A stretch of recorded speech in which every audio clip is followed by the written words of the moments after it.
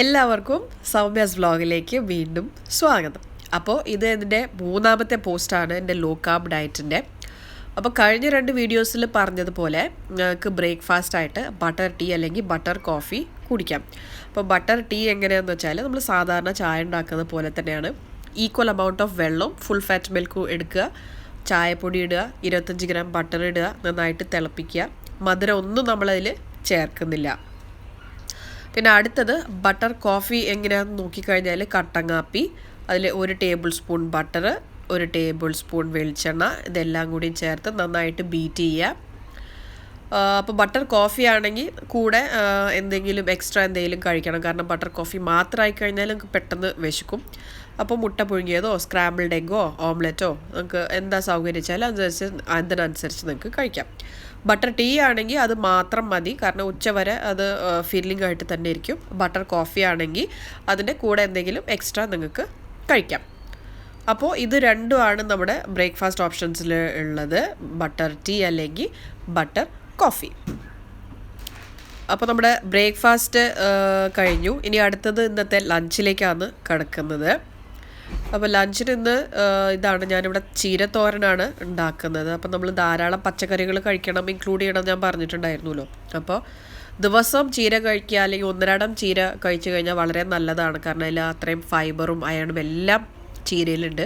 അപ്പോൾ സാധാരണ ചീരത്തോരൻ ഉണ്ടാക്കുന്ന പോലെ തന്നെയാണ് ഞാൻ പച്ചമുളക്, തേങ്ങ, ജീരകമൊക്കെ ചതച്ചിട്ടിട്ട് ചീരത്തോരൻ ഉണ്ടാക്കിയിരിക്കുന്നത്. പിന്നെ അത് കഴിഞ്ഞാൽ അടുത്തത് ബീഫ് മസാലയാണ്. അപ്പോൾ ഇതിൽ ബീഫ് മസാലയ്ക്ക് വേണ്ടിയിട്ട് ചെറിയൊരു പീസ് സവാള വഴറ്റി, പിന്നെ അതിലേക്ക് തക്കാളി, ഇഞ്ചി വെളുത്തുള്ളി ചതച്ചത്, പിന്നെ മസാലപ്പൊടികളെല്ലാം അതിൽ ചേർത്തിട്ടുണ്ട്. മഞ്ഞൾപ്പൊടി, മുളകിൻ്റെ പൊടി, കുരുമുളക് പൊടി, പിന്നെ ഗരം മസാല എല്ലാം ചേർത്തിട്ട് വേവിച്ച ബീഫും കൂടി അതിലേക്ക് ഇട്ടിട്ട് മസാല റെഡിയാക്കാം. അപ്പോൾ ഇങ്ങനെ തന്നെ വേണമെന്നില്ല, നിങ്ങൾ സാധാരണ എങ്ങനെയാണ് ബീഫ് മസാല ഉണ്ടാക്കുകയെന്ന് വെച്ചാൽ അതുപോലെ ആക്കാം. അപ്പോൾ നിങ്ങൾക്ക് ഡ്രൈ ആണ് ഇഷ്ടമെങ്കിൽ ഡ്രൈ ആക്കാം. ഞാൻ കൂടുതൽ പ്രിഫർ ചെയ്യുന്നത് ഇതുപോലെ കുറച്ച് ഗ്രേവി ടൈപ്പിലാണ്. കാരണം ഗ്രേവി ടൈപ്പിലാണെങ്കിൽ കുറച്ച് കഴിച്ചാൽ തന്നെ നമുക്ക് വളരെ ഫില്ലിംഗ് ആവും. ഇനിയിപ്പോൾ ബീഫ് കഴിക്കാത്ത ആൾക്കാരാണെങ്കിൽ ഇതിന് പകരം നിങ്ങൾക്ക് മട്ടൺ കഴിക്കുമെങ്കിൽ മട്ടൺ എടുക്കാം, അല്ലെങ്കിൽ ഫിഷ് മസാല കുറച്ച് തിക്ക് മസാലയൊക്കെ ആക്കിയിട്ട് നിങ്ങൾക്ക് അങ്ങനെയും എടുക്കാം.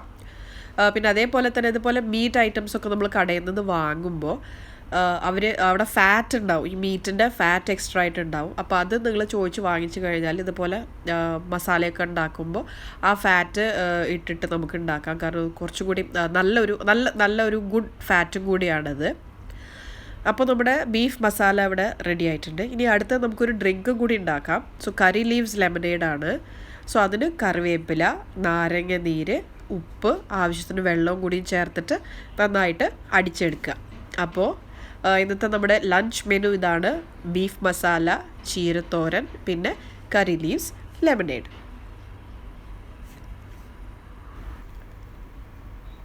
ഇനി അടുത്ത് നമുക്ക് ഡിന്നറിലേക്ക് കിടക്കാം. അപ്പോൾ ഡിന്നറിന് ഇന്ന് കുറച്ച് ഡിഫറെൻ്റ് ആയിട്ടുള്ളൊരു റെസിപ്പിയാണ്.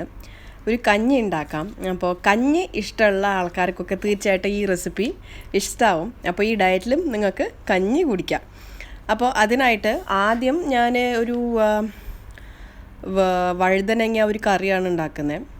അപ്പോൾ വളരെ സിമ്പിളാണ്. ഒരു ചെറിയൊരു കഷ്ണം സവാള വഴറ്റി അതിലേക്ക് നമ്മൾ കട്ട് ചെയ്ത് അരിഞ്ഞ് വെച്ചിരിക്കുന്ന വഴുതനങ്ങ അതിലിട്ടു. പിന്നെ മഞ്ഞൾപ്പൊടി, മുളകിൻ്റെ പൊടി, പിന്നെ കുറച്ച് സാമ്പാർ പൊടിയും കൂടിയും ഇട്ടിട്ട് അത് നന്നായിട്ടൊന്ന് വഴറ്റിയെടുത്ത് നല്ല ഡ്രൈ ആക്കി വഴറ്റിയെടുത്തു. ഇനി വഴുതനങ്ങ ഇല്ലെങ്കിൽ പിന്നെ വേറെ ഏതെങ്കിലും വെജിറ്റബിൾ ഏതെങ്കിലും തോരൻ വെക്കാം. അല്ലെങ്കിൽ ഇതൊന്നും ഇല്ലെങ്കിൽ സാലഡ്സ് എല്ലാം ഇഷ്ടമുള്ള ആൾക്കാരാണെങ്കിൽ നിങ്ങൾക്ക് ലെറ്റൂസ്, കുക്കുംബർ ഇതെല്ലാം ഇട്ടിട്ട് സാലഡ് പോലെ ഉണ്ടാക്കാം. അപ്പോൾ അടുത്ത് നമുക്ക് കഞ്ഞി റെസിപ്പിയിലേക്ക് കടക്കാം. സോ കഞ്ഞിക്ക് വേണ്ടിയിട്ട് ഇവിടെ ഞാൻ കോളിഫ്ലവറാണ് എടുത്തിട്ടുള്ളത്. സോ കോളിഫ്ലവർ ചെറുതായി കട്ട് ചെയ്ത് നല്ല തിളച്ച വെള്ളത്തിൽ ഒരു 10 മിനിറ്റ് നേരം ഇട്ടതിന് ശേഷം വെള്ളം ഊറ്റി കളഞ്ഞ് ഒന്ന് പരത്തിയിട്ട് അതിൻ്റെ ആ വെള്ളം നനവെല്ലാം പോയതിന് ശേഷം മിക്സിയിലിട്ടിട്ട് ചെറുതായിട്ട് ഇതുപോലെ ഗ്രെയിൻസ് പോലെ നമുക്കൊന്ന് പൾസ് ചെയ്ത് എടുക്കണം. അപ്പോൾ ഇതുപോലെ കുറച്ച് അധികം നേരം നമുക്ക് ഉണ്ടാക്കി ഫ്രിഡ്ജിൽ സ്റ്റോർ ചെയ്ത് വെച്ച് കഴിഞ്ഞാൽ ആവശ്യത്തിന് എടുക്കാം. അപ്പോൾ കുറച്ചൊരു ആവശ്യത്തിനനുസരിച്ച് കുറച്ച് ആ കോളിഫ്ലവർ എടുത്ത് ഞാനൊരു പാനിൽ ഒരു പാത്രത്തിൽ ഇട്ടിട്ടുണ്ട്. എന്നിട്ട് അതിലേക്ക് ഞാനിവിടെ തേങ്ങയുടെ 2ാം പാല് നല്ല ലൂസായിട്ടുള്ള കുറച്ച് നല്ല വെള്ളമായിട്ടുള്ള 2ാം പാൽ എടുത്തു. അതിൽ ഒഴിച്ചതിന് ശേഷം ആവശ്യത്തിന് ഉപ്പ് ഇട്ടിട്ട് ഒരു 5 മിനിറ്റ് നേരം ഒന്ന് കുക്ക് ചെയ്യണം. സോ ഇത് കോളിഫ്ലവർ ഇത് ഓൾറെഡി നമ്മൾ മുക്കാൽ വെന്തതാണ്. ഇനി ചെറുതായിട്ട് ഒന്നും കൂടി ഒന്ന് വേവിച്ചെടുക്കണം. ഇപ്പോൾ ഒരു 5 മിനിറ്റ് നേരം ഒന്ന് കുക്ക് ചെയ്യുക. അപ്പോൾ നന്നായി തിളച്ചതിന് ശേഷം തേങ്ങയുടെ 1ാം പാല്, ഇപ്പോൾ 1ാം പാലും കൂടി ഒഴിച്ച് നന്നായിട്ട് ഇളക്കി നമുക്ക് സ്റ്റവ് ഓഫ് ചെയ്യാം. അപ്പോൾ ഇവിടെ നമ്മുടെ കഞ്ഞി റെഡിയാണ്. അപ്പോൾ ഇതിൽ നിങ്ങൾക്ക് ഇഷ്ടമാണെങ്കിൽ വേണമെങ്കിൽ ചെറുതായിട്ട് ഒരു 1/4 ടീസ്പൂൺ ജീരകം പൊടിച്ചത്, പിന്നെ അല്ലെങ്കിൽ കഞ്ഞിയിൽ ഇപ്പോൾ നെയ്യ് ഒഴിച്ചിട്ടൊക്കെ കുടിക്കാറില്ലേ, അപ്പോൾ അതുപോലെ നെയ്യും ഒഴിക്കാം. അപ്പോൾ ഇന്നത്തെ ഡിന്നർ നമ്മുടെ കോളിഫ്ലവർ കഞ്ഞി, പിന്നെ ഞാൻ ഉച്ചയ്ക്ക് ബീഫ് ഉണ്ടാക്കിയത് അത് ബാക്കിയുണ്ടായിരുന്നു. അപ്പോൾ അതൊന്നും കൂടി ചെറുതായിട്ടൊന്ന് ഡ്രൈ ആക്കി എടുത്തു. അപ്പോൾ ബീഫ് മസാല, പിന്നെ നമ്മുടെ വഴുതനങ്ങ കറി, അല്ലെങ്കിൽ നിങ്ങളുടെ അടുത്ത് ഏതാ തോരൻ ഏതാ ഉള്ള വെച്ചാൽ അതെടുക്കാം, അല്ലെങ്കിൽ സാലഡായാലും കുഴപ്പമില്ല. അപ്പോൾ ഇന്നത്തെ ഈ 3 മീൽ റെസിപ്പീസും നിങ്ങൾക്ക് ഇഷ്ടപ്പെട്ടിട്ടുണ്ടാവുമെന്ന് ഞാൻ വിചാരിക്കുന്നു. പിന്നെ അതേപോലെ തന്നെ ഞാൻ മുന്നേ ഉള്ള വീഡിയോസിൽ പറഞ്ഞ പോലെ ധാരാളം വെള്ളം കുടിക്കുക. പിന്നെ നിങ്ങൾക്ക് ഈ മീൽസിൻ്റെ ഇടയ്ക്ക് വിശപ്പുണ്ടെങ്കിൽ കുറച്ച് നട്ട്സ് കഴിക്കാം, ബാദാം വാൾനട്ട് എല്ലാം കഴിക്കാം. അല്ലെങ്കിൽ പിന്നെ ബെറീസ് ഉണ്ടെങ്കിൽ ബെറീസും കഴിക്കാം, അതായത് ഈ സ്ട്രോബെറി, ബ്ലൂബെറി ഇതുപോലത്തെ ബെറീസും കഴിക്കാം.